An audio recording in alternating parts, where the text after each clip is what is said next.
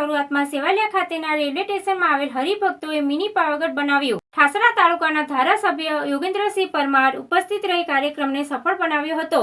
ગળતેશ્વર તાલુકાના Sevaliya railway station પાસે આવેલ માતાજીના મંદિર ખાતે દર વર્ષની જેમ આ વર્ષે પણ મિની પાવાગઢ બનાવી નવરાત્રીની પહેલી રાત્રિ દરમિયાન ધારાસભ્યના હસ્તે ખુલ્લું મુકાયું હતું।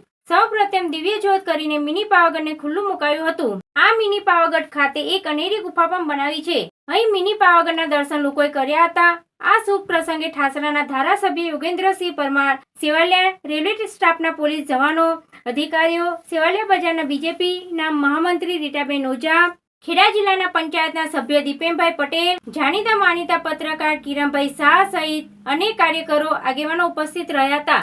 આજે પહેલી નવરાત્રિ છે અને આ 21મું વર્ષ પાવાગઢનું જે આજે મંગલ પ્રવેશ થયો છે પહેલા નવરાત્રિમાં, એમાં જે રેલવે સ્ટાફના જે જૂના મિત્રો છે એમના દ્વારા આયોજન થયું છે।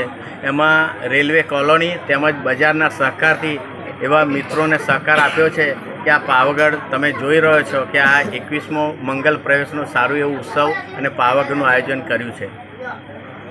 તમારા દ્વારા હરિભક્તોને જે પાવાગઢ બનાવી છે હરિભક્તોને ગિફ્ટ આપવામાં આવેલી છે, એ બાબતે શું કહેવા માંગો છો? હવે સર કેટલી મહેનત કરી હતી એમને? 1.5 મહિનાથી મહેનત કરી છે એ લોકોએ અને મને એમની જોડે બહુ જ એટલો પ્રેમ છે કે પછી મારા બાબા બંને જણા એમની જોડે ખાસ મિત્રતા છે, એટલે એક ઓનલાઈન વાત થતી હોય છે બહારથી, એટલે એમને કહ્યું કે જે પણ આ લોકોનો ખર્ચો થાય કે આપણે કંઈક પણ દયા યાચનાથી મતલબ એક મિત્રતા તરીકે એમને આપણે એક પ્રેઝન્ટ પપ્પા આપીએ, એટલે એમને અમે કપડાની જોડી અને બૂટની જોડી જે યથાશક્તિ થયું એટલે અમે 23 થી 24 છોકરાઓને પ્રેઝન્ટ આપી છે।